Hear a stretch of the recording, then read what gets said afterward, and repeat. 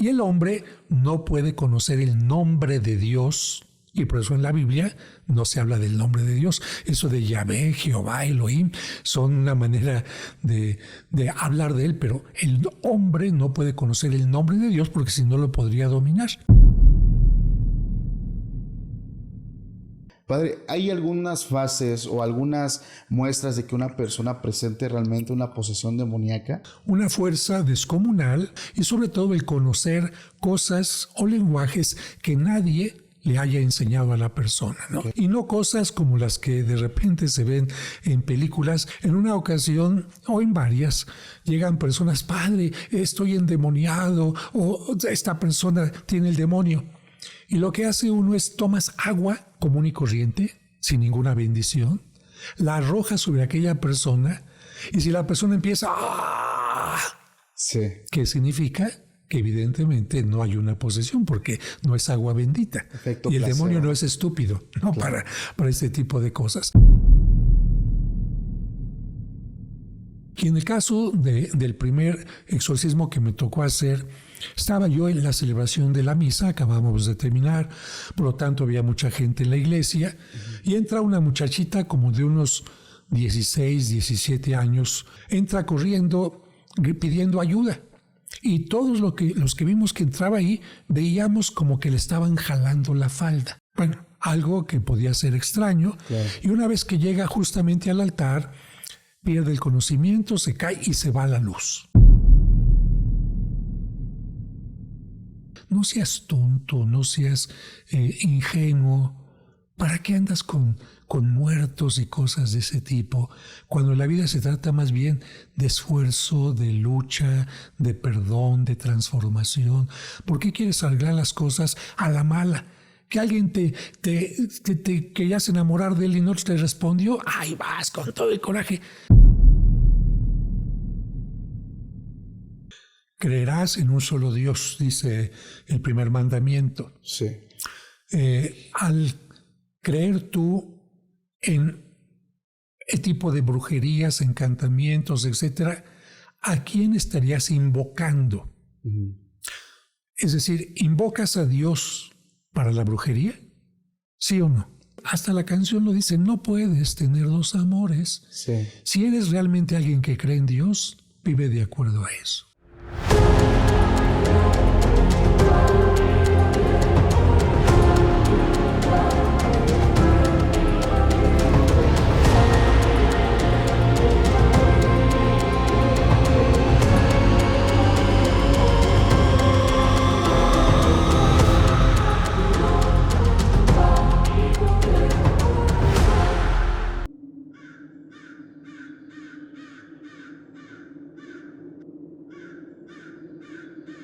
¿Qué tal, familia? Sean bienvenidos a un capítulo más de Podcast Extra Anormal. Mi nombre es Paco Arias y estoy muy feliz de estar en un nuevo capítulo para todos ustedes. Como pueden ver, no nos encontramos en nuestro estudio donde regularmente grabamos. Hoy estamos en otro lugar que ya verán en dónde nos encontramos porque tenemos un invitado muy especial.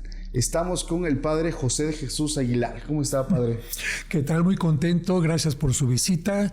Gracias por la oportunidad de platicar de cosas que seguramente muchas personas quieren preguntar, pero no se animan y a través de ti como que pueden encontrar la forma. Muchas personas ya me habían estado pidiendo la entrevista con un sacerdote, porque hemos tocado temas muy fuertes, más allá de que sean simples historias.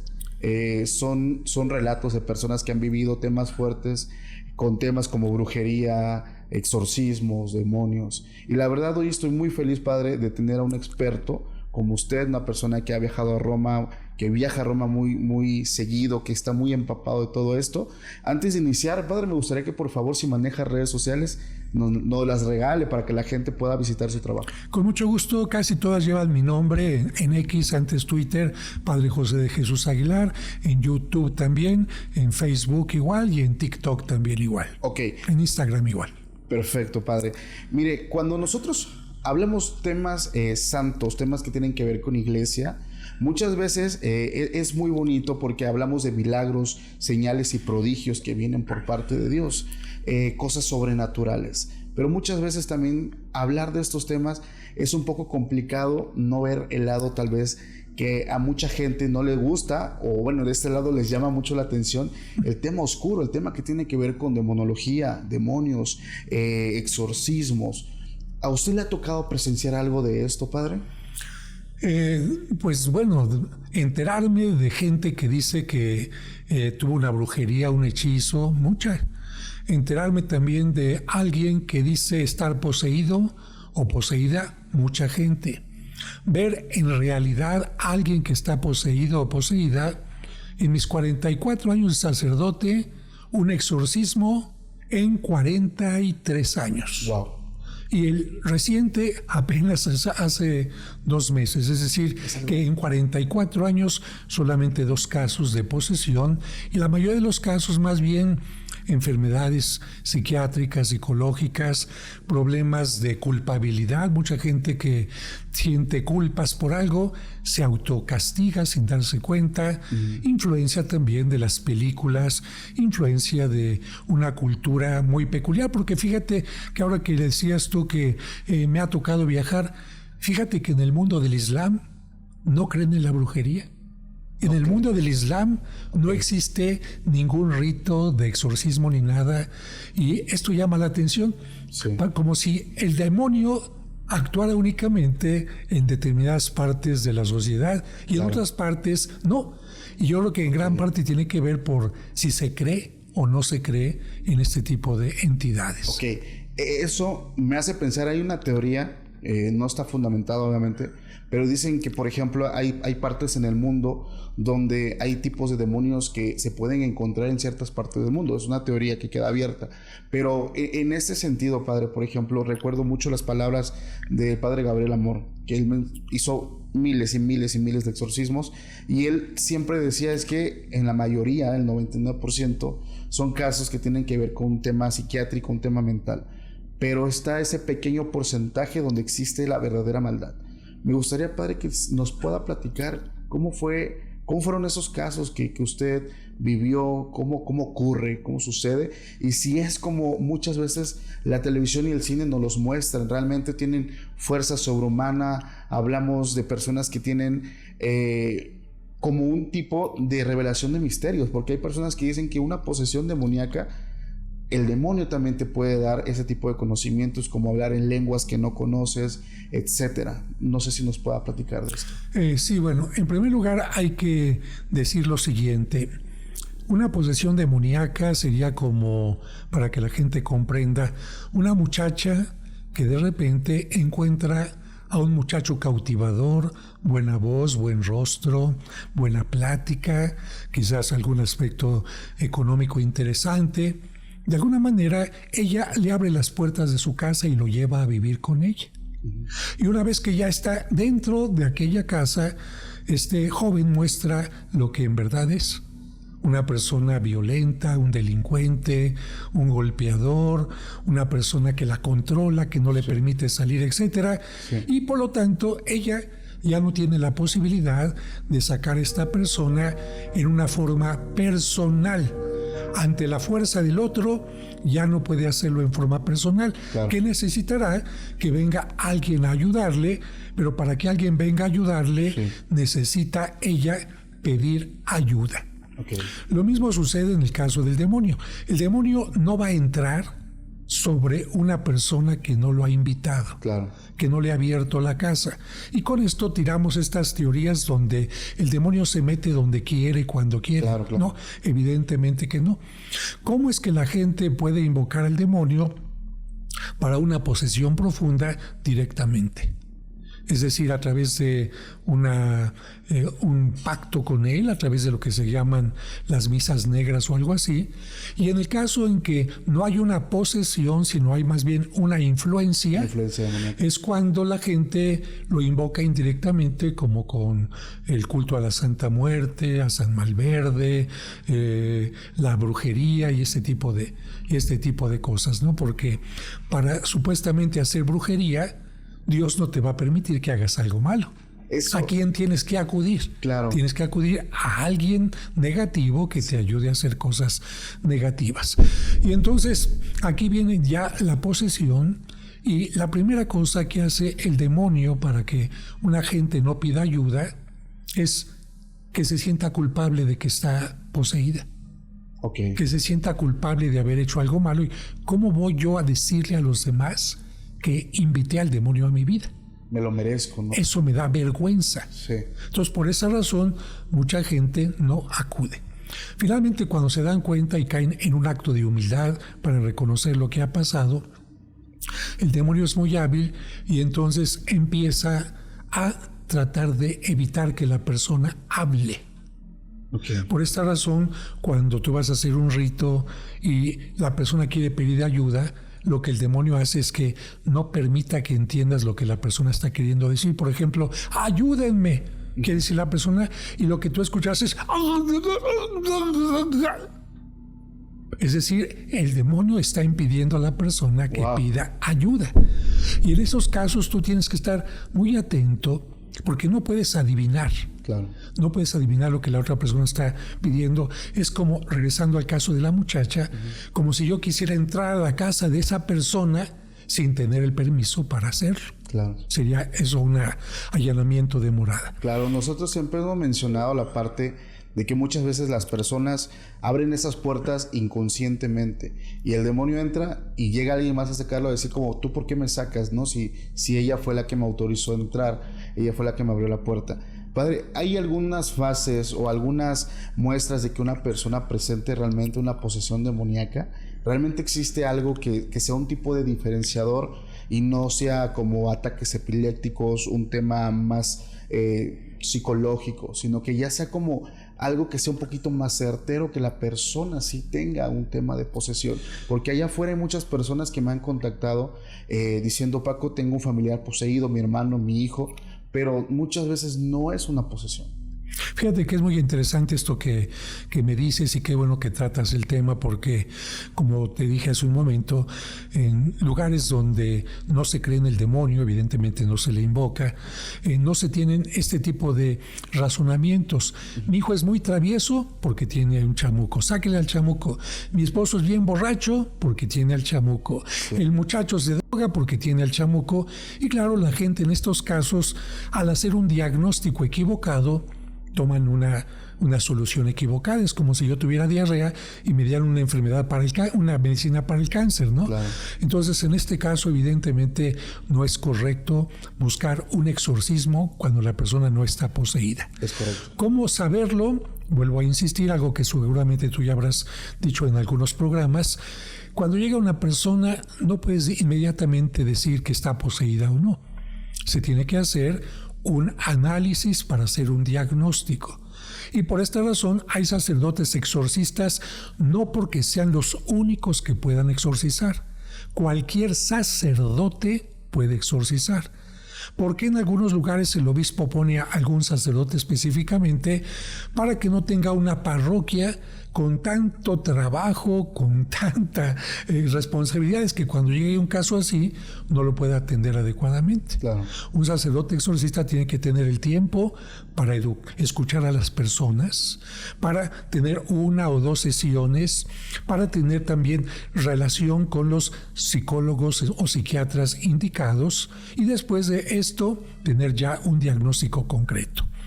Evidentemente, lo que se menciona como los factores más importantes son una fuerza descomunal que sea mucho más grande que una persona que haya ido al gimnasio y se haya preparado, y sobre todo el conocer cosas o lenguajes que nadie le haya enseñado a la persona, ¿no? Okay. Esos serían los 2 elementos más importantes, y no cosas como las que de repente se ven en películas. Y te voy a decir a propósito por qué estoy diciendo esto.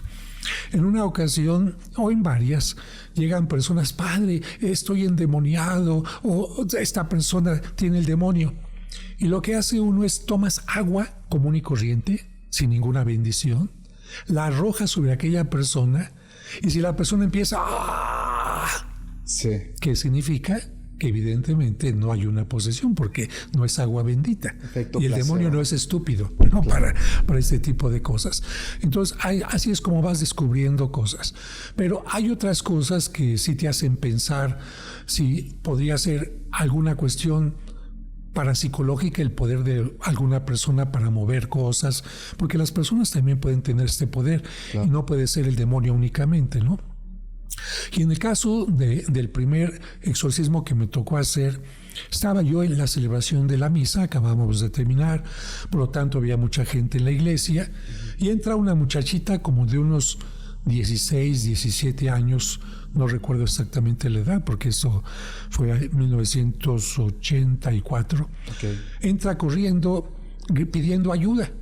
Y todos los que vimos que entraba ahí, veíamos como que le estaban jalando la falda. Bueno, algo que podía ser extraño. Claro. Y una vez que llega justamente al altar, pierde el conocimiento, se cae y se va la luz. Evidentemente, esto hace que ya la gente empiece a... Y vienen detrás los familiares, padre, mi hija tiene algo especial. Cuando viene algo así, lo primero que tienes que hacer tú es evitar que esto se convierta en un espectáculo. Claro. Nosotros estamos totalmente en contra de otros grupos religiosos que de repente televisan, graban momentos de un supuesto exorcismo. Eso es peligroso, hasta cierto punto estarlo viendo, tengo entendido. No solamente es peligroso, sino es la peor falta de respeto que le puedes hacer a una persona. Es como si tú metieras la cámara a un confesionario y vieras que la persona se está confesando. Sí. Es lo más íntimo. ¿Tú cómo vas a televisar algo tan íntimo de que una persona invocó al demonio y le abrió la puerta de su casa? ¿Con qué derechos lo haces? Claro. Es algo que la iglesia no lo permite. Por eso jamás se permite una videograbación o algo así de un exorcismo por respeto a la persona. Entonces lo que tienes que hacer es, señoras, señores, les pedimos oración, por favor. No decimos que está poseída ni nada. Pedimos oración por las personas. Hagan, por favor, la gentileza de salir. Y se busca, en la manera de lo posible, que el exorcismo se realice en la casa, en el ambiente de las personas. Okay. Los familiares llevaron a la muchacha a su casa. Yo les dije, llego ahorita, vamos a ver allá de qué se trata. Y en ese momento, pues ya piensas tú, la muchacha está enferma, la muchacha tiene algún problema. Llegas a la casa y platicas primero con los familiares, ¿no? ¿Cómo pasó esto? No vas a actuar directamente. Claro, empiezan a sondear, ¿no? Porque te repito, si fuera el caso de que la muchacha tuviera culpa de algo que hubiera hecho y te metes en su rollo, le empiezas a jugar el juego, en lugar de curarla, claro, en lugar de sanarla, le haces daño. Entonces platicas un poco con los papás, un poquito cómo está, si ha comido, si es el primer evento, en fin, y después ya entras al lugar. Y el demonio lo que hace es tratar de decirte, tú no tienes poder para hacerlo. ¿Cómo te lo dice? El hecho de que empiecen a volar cosas o algo así, ¿para qué hace show el demonio, no? Esas son como... Sí. El demonio trata más bien de quitarte fuerzas, y te voy a decir yo cómo empecé a sentir eso. El demonio, cuando yo iba entrando al cuarto, primero me hizo sentir mucho frío. Okay. Cuando entré al cuarto empecé a sentir mucho frío, y eso te hace sentir una presencia especial. Y después, en ese momento, mi mente empezó a como a jugar con lo que el demonio estaba diciendo, y empezó a decir, pero si tú a tal edad hiciste esto, y tú de niño fuiste un niño así, y en tu adolescencia, el demonio empezó a sacar cosas, sí, que solamente yo conocía. Claro. Y no cosas buenas, sino cosas tremendas que te pueden avergonzar como niño, como adolescente. Claro. Y con eso que te está diciendo, ¿tú quién eres para sacarme? No eres un santo, no eres el hombre más bueno del mundo. Y ahí es donde puedes caer en la trampa y decir, ¿de veras?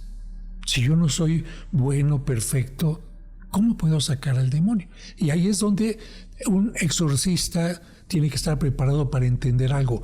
Tú no vas a sacar al demonio. Exacto.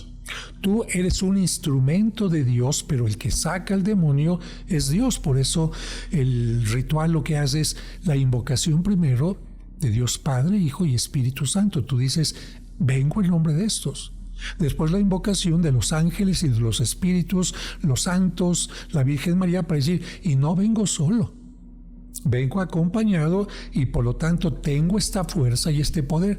Es como si tú vas entrando y detrás de ti tienes un gran escuadrón, un gran batallón contra aquello, ¿no? Claro. Y así es como se va realizando este exorcismo, que puede ser en una sesión, según sea el caso, o pueden ser varias sesiones. Okay. Y puede ser a lo largo de una semana, de varias semanas o algo así. Cada caso irá dependiendo de en qué tanto la persona lo invocó. Y lo más interesante viene, cuando me acerqué, esta mujer tenía una fuerza increíble, como que me quería aventar, y tú también te tienes que poner con una fuerza, y de hecho la sacas una fuerza especial para controlar a la persona y ponerla en su lugar. Y bueno, después viene ya esta parte donde ella empieza a pedir ayuda, se cierra la garganta, entiendes un poquito más, estás pidiendo ayuda, y la persona, en la medida de lo que puede, porque también se puede tener el rictus por la misma posesión, cuando la persona dice sí o algo así, en ese momento está abriendo la puerta y tienes todo el poder. Pero te decía, lo interesante viene después, porque en las películas nunca pasan lo que viene después, y viene el seguimiento. Y que la muchacha durmió, descansó, pasó la crisis. A los familiares nunca le digan cómo la vieron ni lo que le pasó. La persona no va a recordar esto. Claro. No la avergüencen, no le hagan sentir mal, no la llenen de preguntas. Yo, en una forma respetuosa, voy después. Nos fue 2 días después. Ya, ¿qué tal? ¿Cómo te sientes? El otro día fuiste a la iglesia y pediste ayuda, te dimos ayuda. Hasta ahí. ¿Hubo algo con lo que tú te sientas mal? ¿Algo por lo que sientas que necesitamos pedirle ayuda a Dios en algo? Y ahí es donde la persona empieza a decirte cómo empezó los coqueteos con el demonio. Ok. Y eso es muy importante. ¿Por qué? Porque Cristo también dijo algo muy importante. Hay ocasiones en que el demonio sale y regresa con otros 7, ¿no? Y regreso al caso igualito del muchacho al que la muchacha invitó.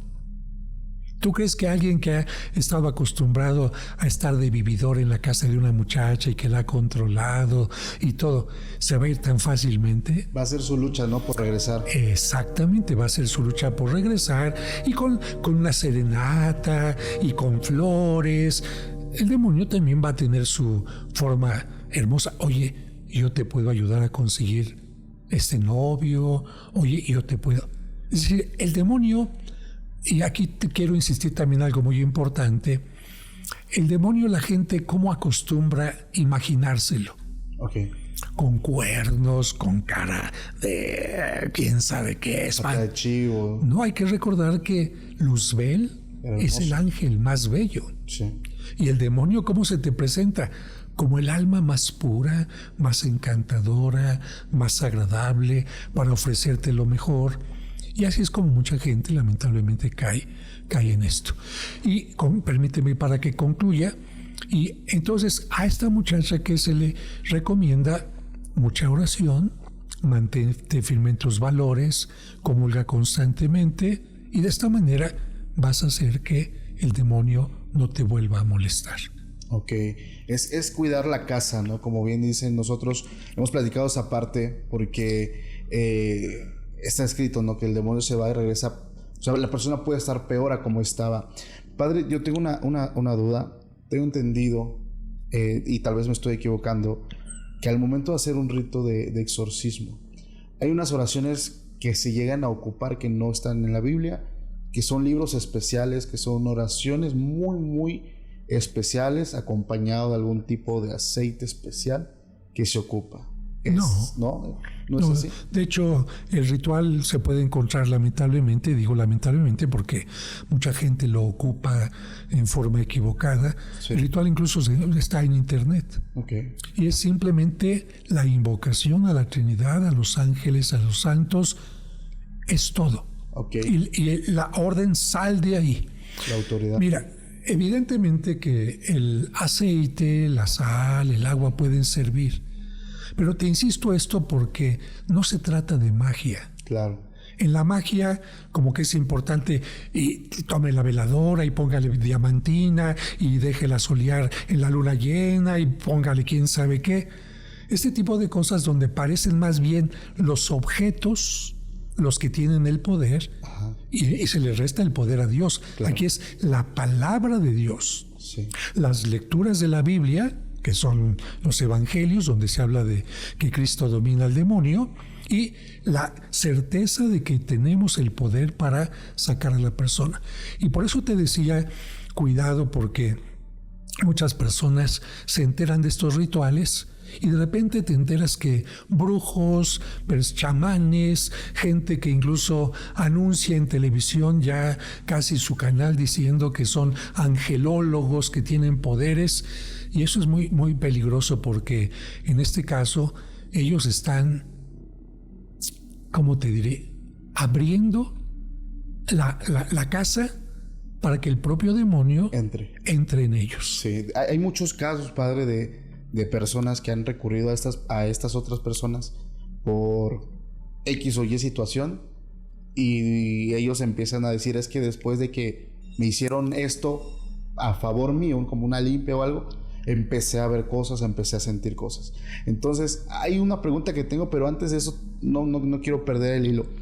Las películas y en todas partes nos han mostrado que es necesario llegar a tener el nombre del demonio para poder expulsarlo. ¿Esto es real? No. Porque hay religiones donde a ellos no les interesa, únicamente con la voluntad, la unción de Dios para poder reprender a la entidad y se va a ir. Esto es falso, entonces.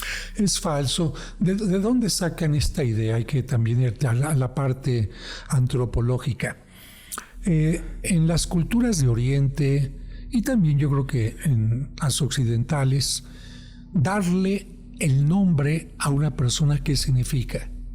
Tener poder sobre ella. Exacto.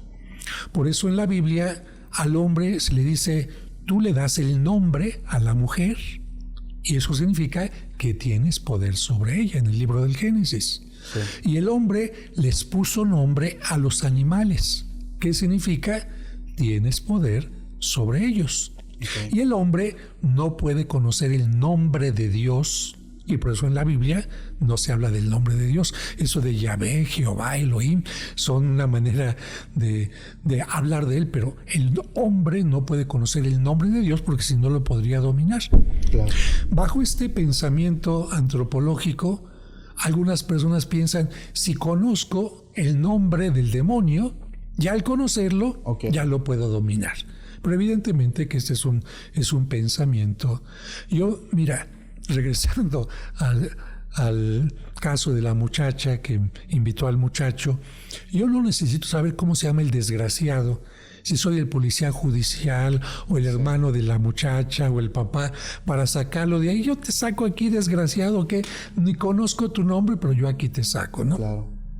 Y esto de los nombres también ha surgido en gran parte por una gran cantidad de gente que inventa cosas sobre los ángeles. Okay. De hecho, en la Biblia, por ejemplo, y tú lo sabes bien, ¿cuáles son los únicos 3 ángeles que tienen nombre en la Biblia? Miguel, Rafael y está... el ángel Gabriel. Bueno. Sí, está viendo. Estos son los únicos y de repente tú te metes con los angelólogos y esta gente Altiel, Metatron, quién sabe cuánta cosa ya. Y evidentemente esto a mucha gente le encanta. Sí. Y por lo tanto también para hablar del demonio hablas tú también con nombres. Claro. Cuando se habla de Luzbel, no es que sea el nombre de Dios, del demonio. La palabra demonio, engañador, maligno, etcétera, creo que identifican perfectamente a un espíritu maligno. Claro. Y Dios es el que conoce a la persona y a quien tiene que sacar, y es todo. Ahorita tocó el tema de brujos. Y nos dio una respuesta indirecta, pero quiero que sea muy certera la respuesta, porque yo he platicado con muchos también, como parte de mi trabajo de entrevistar, y ellos dicen, yo puedo exorcizar. Le voy a ser honesto, yo leo la Biblia. Y hay una parte, recuerdo mucho cuando a Jesús le decían, tú expulsas en el nombre del diablo, de Lucifer. Y Jesús le respondía, es que no va a prevalecer su reino. Un demonio no puede sacar otro demonio. Entonces, cuando hay personas que me han dicho, yo trabajo con el diablo y con la Santa Muerte, pero también exorcizo, como que mi cabeza muchas veces choca. Entonces, es algo tan simple, pero me gustaría que una persona preparada lo diga, porque yo solamente soy un amante de esto. Pues es como si una persona del cártel de Sinaloa, de Jalisco, de Guadalajara, va a sacar del propio cártel a sus mejores amigos. Yo creo que no. Claro. Evidentemente que tú tienes a alguien a quien consideras claramente un enemigo. Ajá. Y a esa persona es a la que atacas. Evidentemente que Satanás no puede estar contra Satanás. Okay. Satanás está contra Dios. Tengo una pregunta, padre. Usted, al ser un hombre de mucha fe, un hombre que busca mucho la santidad y está empapado de todo esto, ¿ha sufrido ataques por parte de personas, ataques espirituales? Hablando de brujos. Normalmente se sabe que hay personas que atacan a otras por medio ya sea de sueños, en el ámbito astral, en lo espiritual, para simplemente quitar personas del camino. ¿Le ha sucedido esto a usted? Mira, me han dicho algunas personas que puedo tener este tipo de ataques. Te digo por qué. Porque tengo 2 programas de radio, uno en una cadena internacional, de 2 a 3 de la tarde, un horario especial, otro en otro programa también internacional, donde constantemente hablo contra la brujería, contra los magos, etcétera. Y evidentemente, pues que alguien se podrá enojar contra mí. Sí. Pero yo te vuelvo a insistir, si tú abres en tu mente puertas, tú eres el que te dañas. Claro. Tú eres el que das pie a. Ahorita, no sé si podamos movernos un poquito. ¿Nos podemos acercar un poco? Si nos mueve la cámara, ¿sí? Bueno, a ver, acércate por favor, aquí. ¿Tú conoces la técnica del judo? No. Bueno, quien esté con la cámara, que ponga atención. A ver, estamos luchando 2 personas y yo te voy a aventar. ¿Tú qué haces? Pues pongo fuerza. ¿Qué estás haciendo? Estoy poniendo fuerza. Aventándome. Sí. Yo te aviento y tú me avientas. Sí. Ok. Ahora, yo te jalo. ¿Tú qué haces? Pongo fuerza para no... ¿Tú me jalas también? Sí. Equivocado. Porque tú no estás aprovechando la fuerza del agresor. Okay. A ver, fíjate. Ahora, fíjate, jálame. Si tú me jalas, jálame. Y si yo te empujo, ¿qué pasa? Sí. Estoy ocupando tu fuerza más la de usted y la mía y te tiro. Claro. Y al revés, si yo te jalo y tú me jalas, ¿qué pasa? Estamos en contra. En cambio, si yo te jalo y tú me empujas, estás aprovechando. Es decir, si te jalan, empuja. Si te empujan, jala. Ok. ¿Por qué te estoy diciendo esto? Porque en muchas personas quien realmente les hace daño es la misma persona. Okay. Imagínate, yo te pongo un pollito muerto ahí con sangre y con sal en la puerta de tu casa. Psicológicamente ya... Si yo digo, me están haciendo daño a alguien, y de repente entro a la casa y me quemo por descuido, ya me están haciendo daño. Y si de repente por alguna cuestión en la semana llego tarde, me peleo, empiezo yo en mi propia mente a estar ocasionando daños contra mí. Y aquí, si a nivel físico está comprobado que personas con rencor, que personas con problemas del pasado pueden ocasionarse cáncer, fíjate. Sí, claro. Lo psíquico entra a la parte corporal, se convierte en somático. Evidentemente que quien cree en la brujería tiene efectos de brujería. Y regreso a la pregunta. Tú me dijiste, ¿le han hecho? Pues a lo mejor sí me han hecho algunas cosas. Yo no he permitido que entren. Y te comento algo. Tengo 10 años con un problema del aparato digestivo que los médicos no encuentran ningún problema. 10 años. 10 años, sí. De hecho, estoy con pañal siempre cuando salgo a la calle, en fin. Tengo un problema. Pero fíjate que, curiosamente, cuando la gente me dice, es que no le habrán hecho algo, yo digo, fíjate que no creo, porque bendito sea Dios, gracias a esto que tengo, puedo entender más a la gente que está en esa circunstancia. Gracias a eso, empecé a tomar un extracto de agave, que es el que me ha salvado la vida. Y gracias a que a mí me ha ayudado, a esta parroquia vienen miles de personas por él y les ha ayudado a curar o a hacer menos agresivo un cáncer y otro tipo de cosas. Okay. A tal grado incluso de que este extracto me permitió restaurar esta iglesia en 20 años, donde estamos ahorita, todos los techos de 20 cuartos, todo el claustro, todo estaban caídos. Todos los pisos eran de cemento.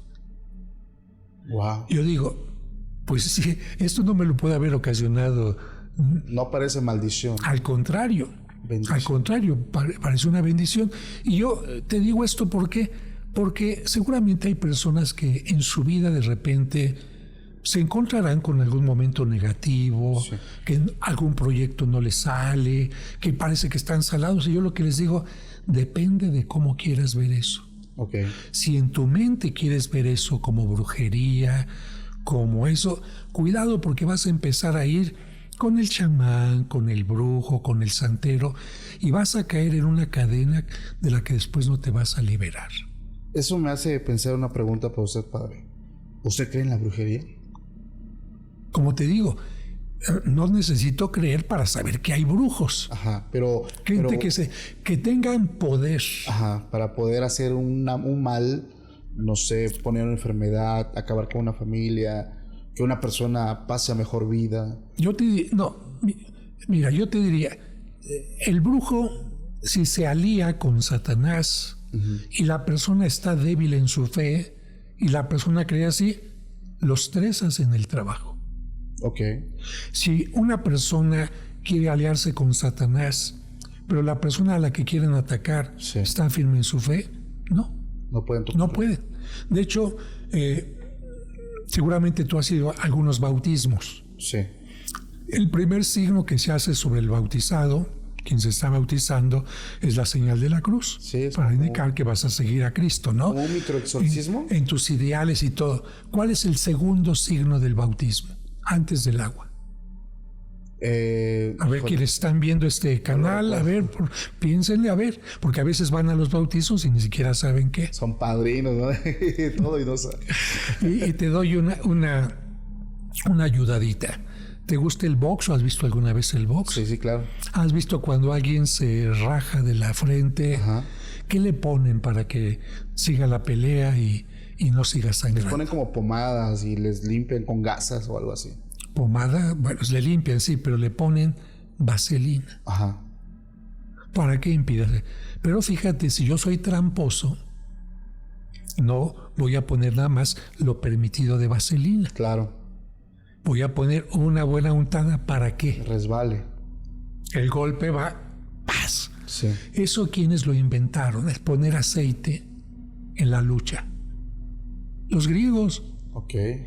Los griegos que tenían sus luchas, su pancracio y todo, se llenaban todo el cuerpo de aceite para ver, y luchaban desnudos, a ver, agárrame, pues como mojarritas salías. Claro.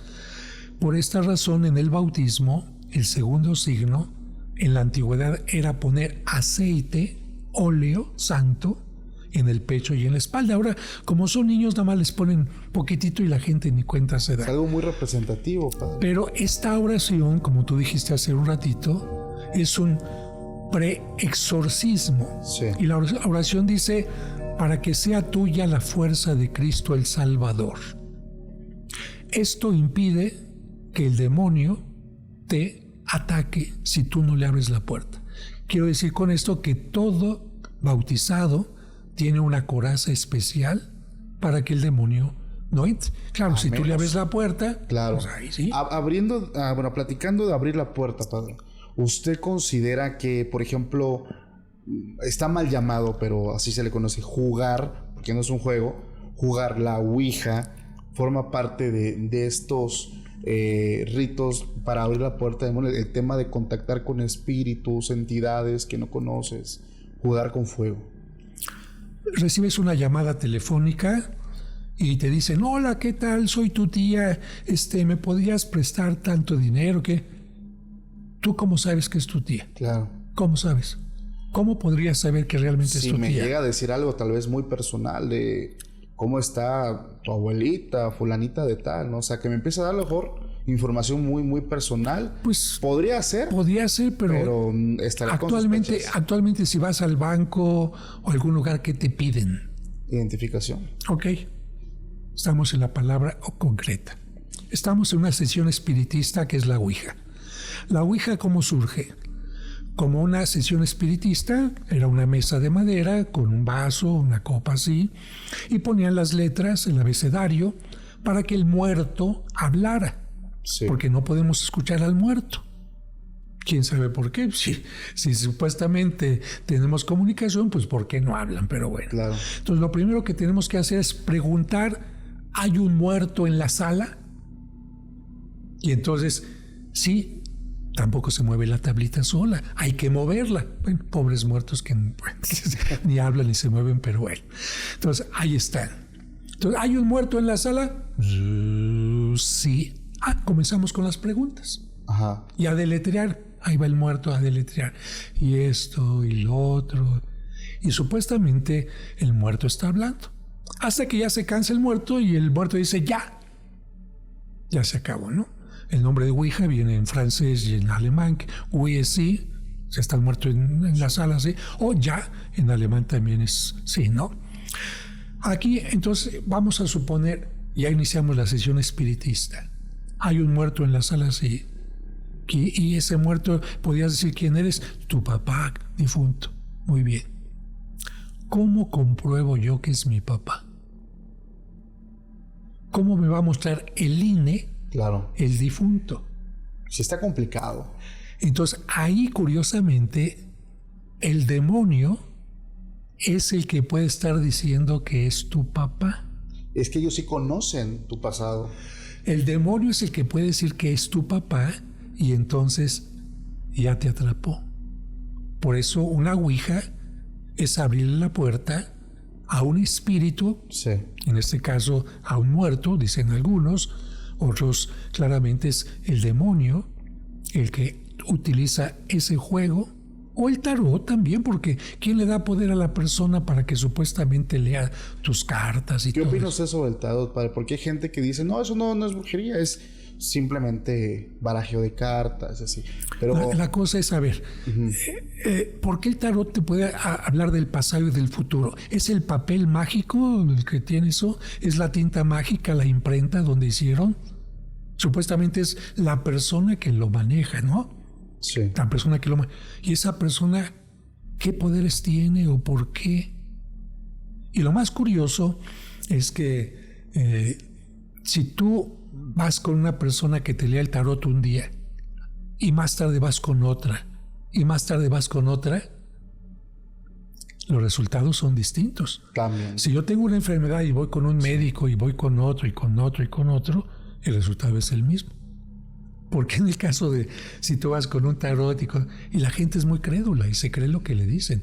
Y aquí por esta razón puede ser que la persona simplemente sea alguien que haga fraude. Claro. Porque hay muchos que dicen que leen el tarot y se pitorrean de la gente, y no invocan a nadie. Está bien. Son buenos actores y se acabó. Sí. Hay otros que sí podrían utilizar eso en forma equivocada, invocando al demonio, pero cada quien su pensamiento. Entonces hablamos de que la Ouija sí puede llegar a ser un tema peligroso para una persona que se ponga a jugar, a querer experimentar con algo. Cualquier puerta que tú abras a cosas que no son Okay. las adecuadas, ¿no? Cualquier puerta que tú abras a lo que no es correcto, Sí. con la intención, evidentemente, de conectarte con fuerzas oscuras, muertos, Sí. y este tipo de... Ya casi para finalizar, padre, tengo una pregunta. Bíblicamente está prohibida la brujería para el ser humano. De hecho, Dios ¿Por qué crees? Allá iba, porque he leído que Dios condena mucho el tema del tema de la práctica de la brujería. No recuerdo el libro donde está escrito, pero sí lo llegué a leer, donde habla quien consulte muertos, quien invoque a divinos, ocupando palabras ya muy textuales. La pregunta que yo precisamente le quería hacer es: ¿por qué Dios condena la brujería? Creerás en un solo Dios, dice el primer mandamiento. Sí. Al creer tú en el tipo de brujerías, encantamientos, etcétera, ¿a quién estarías invocando? Uh-huh. Es decir, ¿invocas a Dios para la brujería? ¿Sí o no? Hay personas que han dicho que sí. Que sea real, no lo sé. Pero dicen... Yo creo que más bien aquí el asunto es que se invocan a fuerzas, porque la gente utiliza fuerzas ocultas, fuerzas de la naturaleza, muertos, antepasados, demonios. No es a Dios. Okay. Entonces, en el momento en que tú tienes un Dios y pones a otro al mismo nivel, bien contra mal, pero al mismo nivel, ¿no? En ese momento ya no estás creyendo en un solo Dios. Ya está poniendo la fe en otra cosa. Y regresamos a otro ejemplo muy sencillo. Yo puedo tener una pareja con la cual tengo una relación de fidelidad completa y al mismo tiempo tener un amante. No. O sea, se puede, pero no es correcto. Se puede, pero ya no sería la fidelidad completa, ¿no? ¿Por qué le pregunto esto, padre? Porque hay mucho público que piensa que sí se puede y no pasa nada. Entonces, yo no soy nadie para llegar a decirle si estás mal o no estás mal. Yo no puedo hacerlo. Pero usted, que es una persona... Yo tampoco, imagínate. ¿Yo qué derecho tengo a meterme en la vida de los demás? Cada quien, como decía un muchacho, cada quien haga con sus calzones lo que quiera, ¿no? Porque finalmente encontramos en la Sagrada Escritura que Dios le da al ser humano la libertad. El libre albedrío. Primer capítulo de la Biblia, la libertad. Y de ahí vienen todas las fregaderas y todas las bendiciones. Porque el hombre utiliza su libertad en forma equivocada o porque la utiliza en forma maravillosa. Entonces, evidentemente que el ser humano puede invitar a su vida a quien quiera.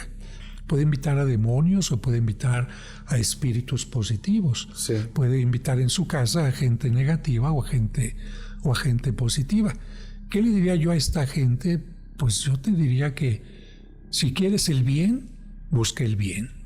Si quieres lo bueno, sigue lo bueno. Claro.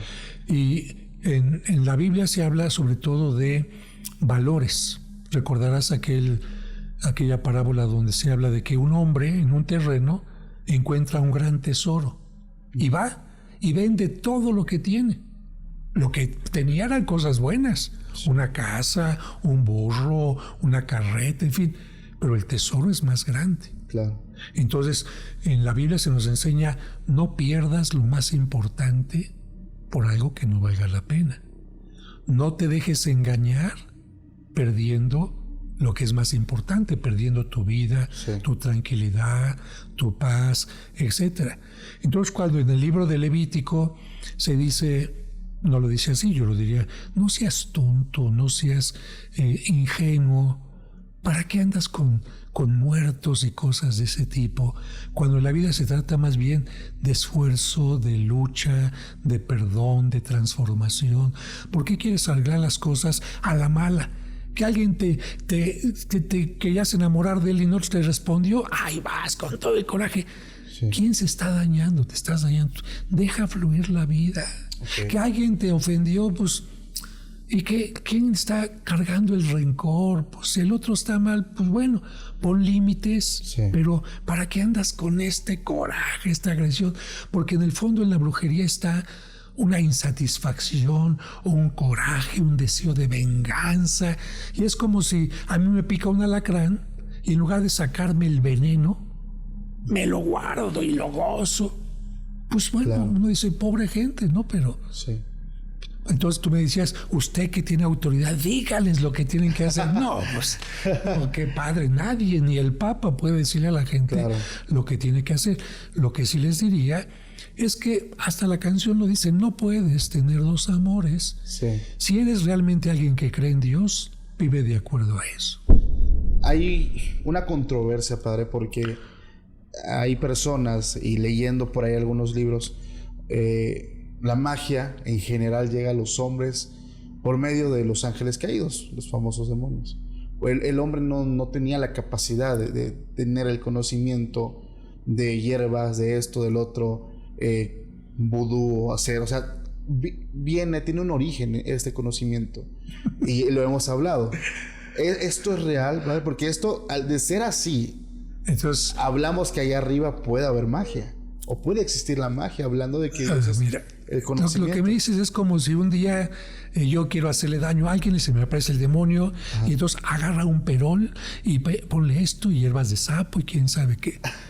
Otra vez regresaría a lo mismo. Entonces es el ritual lo que cambia. Sí. A ver, demonio, si eres tan fregón de verdad, pues sin estas fregaderas, ¿no? Así directamente. ¿Para qué, claro, tanta jalada?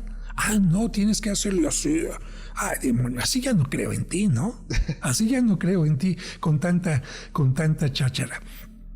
Y yo creo que este tipo de cosas de los encantamientos y los movimientos es precisamente para afectar en la mente de la otra persona. Yo más bien creo que este tipo de la magia surge en forma positiva o negativa del deseo de superar algún problema.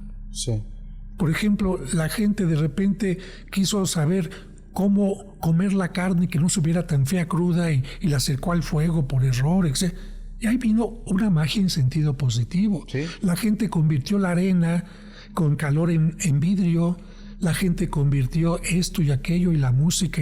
Esa es una transformación. Claro. Pero hay gente que transforma también cosas para mal. Exacto. Así como inventan las bombas, como inventan la droga y todo.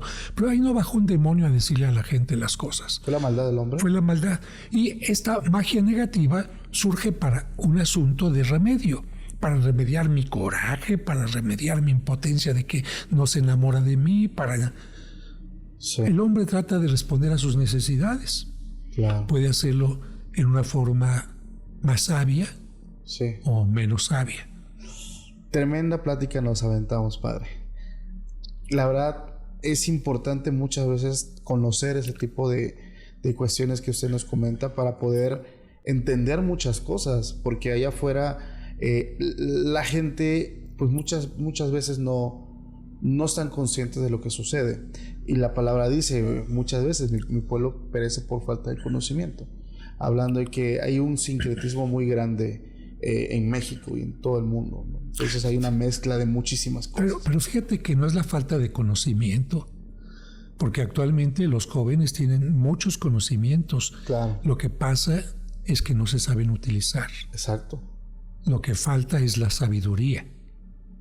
Y no solamente de un día, porque Salomón pidió sabiduría un tiempo y después la echó a un lado y murió como murió. Exacto. Entonces, el saber, por eso te hablaba de valores. ¿Qué vale más? ¿Qué vale más? ¿El coraje que le tengo a una persona o la paz que tengo que tener yo? Sí. ¿Qué vale más que querer aferrarme a una persona que no me quiere y tener la fuerza conmigo? O pues dejarla ir y buscar a alguien con quien realmente congenie yo. No tengo por qué pedirle limosnas a nadie que me quiera. Sí. ¿Qué vale más? Gozar el fruto de tu trabajo, de tu inteligencia, tu creatividad, o tener las cosas fácilmente que a lo mejor ni vas a valorar, o cosas de este tipo, ¿no? Es lo que yo muchas veces he comentado, porque me he dado cuenta, la gente me manda muchas historias, y después de que la gente comete ya el error de no, pues ya le hice esto, ya le mandé esto, ya queda un vacío, o sea, no hay una satisfacción, o sea, existe un vacío realmente. No llegó al punto donde pensó que iba a sentirse plena la persona o llena por haber hecho eso. Al contrario, encuentra un vacío. Mira, tengo más de 20 años de dar un curso gratuito aquí ante 800 personas cada domingo de autoestima. Sí. Lamentablemente, en muchos hogares, la gente no crece con lo más importante, que es soy importante, valioso, útil, merezco lo mejor, soy irrepetible, si me equivoco puedo remediar la equivocación, etc. Y cuando la gente crece con baja autoestima, piensa que merece migajas de amor, Sí. que no es creativo, Sí. que no vale la pena, que lo que dice no importa, que los demás son más importantes que él, etc. Y en este sentido, también la gente que acude a la magia es alguien que no cree en ella, Claro. que cree más en espíritus, en ángeles y en un Dios que a lo mejor le va a resolver todo. Quien realmente tiene una buena autoestima dice: ay, Diosito, si no te tengo que pedir mucho, si ya me diste inteligencia, sabiduría, capacidad de esto y de otro, más bien te tengo que agradecer. La gente que no parte de esta parte interna, que tiene que estar pidiendo que le resuelvan todo, papi, mami, sea el demonio, sea Dios, sean los santos, etcétera, tienen un problema grave. Y la baja estima incluso impide que rompan la cadena a la que se unieron con la brujería o con la santería. Toco rápidamente este tema porque mucha gente Claro. lo toca. Aunque la santería tiene su origen en África y es un pensamiento que cree en las fuerzas de la naturaleza, cuando llega a América y es mezclada con muchas otras cosas, en muchos lados la siguen viviendo en forma auténtica, respetando la vida de los demás. Claro. Y en muchos lados la utilizan para cuestión negativa. Sí. Por lo tanto, respeto a quien la utiliza en una forma correcta, pero hay una gente que realmente no merecería mi respeto. ¿Qué dicen estas gentes de las que hago referencia ahora? Que si te va bien o te va mal, no es por tu inteligencia, por tu creatividad, por tu esfuerzo, por tu fe, sino porque aquí el mundo está lleno de muertos.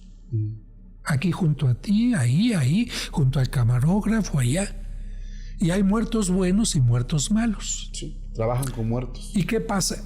Si se te pega un muerto malo, ya te fregaste. Aunque trabajes, te va mal. Aunque ahorres, no te alcanza. Aunque seas una persona amable, nadie te ama. Sí. ¿Por qué? Porque tienes un muerto pegado, malo. ¿Qué voy a hacer yo para ayudarte? Te voy a despegar al muerto. Pero tienes que venir una. Oh, no. Se está despegando, pero todavía no. A ver si en la siguiente. Todavía no.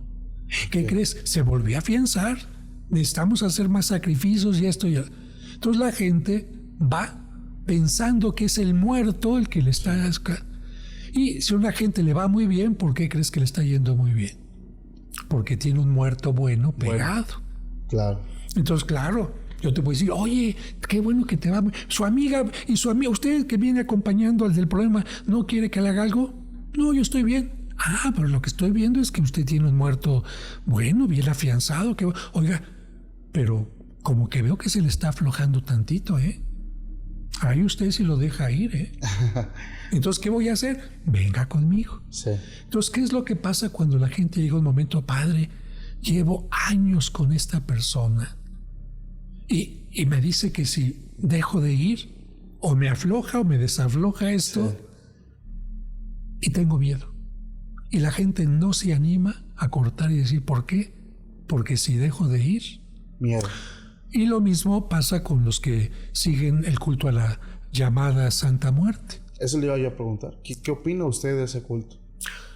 Yo, como te digo, cada quien tiene su derecho a creer en lo que quiera. Claro. Yo lo que te puedo decir es un cráneo, un esqueleto que no tiene cerebro, que no tiene eso, ¿es alguien a quien yo voy a seguir? Primer punto. La muerte es un ente, realmente es un personaje. Entonces, si la muerte es un personaje, la vida también es otro personaje. Claro. El hambre también es otro personaje. El odio también es otro personaje. Pues claro que no. Son partes de la misma vida. La muerte significa el fin, la limitación de algo. Por lo tanto, si es límite final, no es un personaje que existe y por lo tanto es un ídolo que el ser humano ha creado. ¿Qué sucede allá afuera, padre? ¿Por qué mucha gente dice es que yo le pedí y me sanó del cáncer? ¿Por qué? Porque mi niña esto, porque mi niña el otro, porque me ha cumplido. Porque regresamos a lo mismo. ¿Quién no utiliza eso? Yo invoco a la Santa Muerte y ¿quién se me aparece como si fuera la Santa Muerte? El demonio. Okay. Y el demonio también tiene poder. El demonio puede engañarte, pero después ¿cómo te va a ir mal?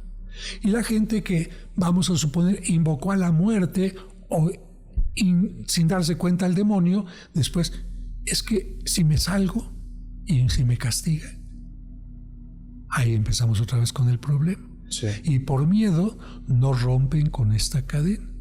Hay una oración que sirve precisamente para eso, para que la gente diga, yo rompo esta cadena que en algún momento me unió o a la brujería porque fui brujo o santero, o porque acudí con uno de ellos, o porque acudí con la Santa Muerte, o también porque quizás alguno de mis antepasados lo hizo y me heredó de una o de otra manera esta cadena. Las maldiciones generacionales, ¿no?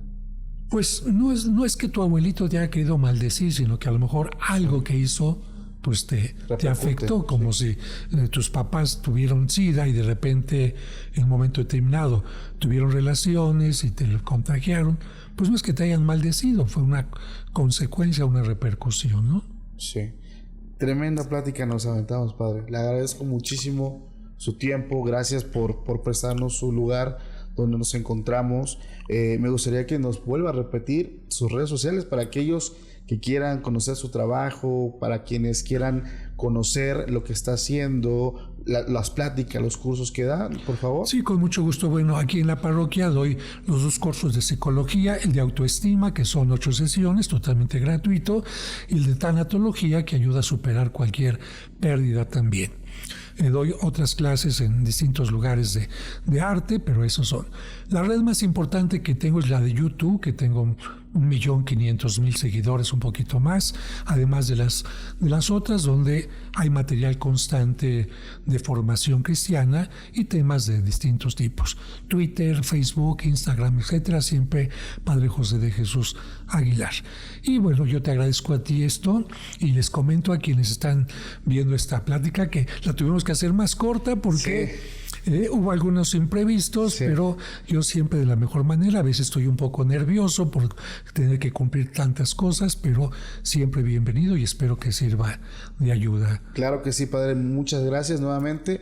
Gracias a toda la familia que llega al final. Les mandamos un fuerte abrazo. El canal del padre lo va a encontrar aquí en la descripción del episodio para que puedas ir y conocer el trabajo que está realizando, que estoy seguro que te va a gustar. Mi nombre es Paco Arias y nos vemos en un próximo episodio. Hasta la próxima. Chao.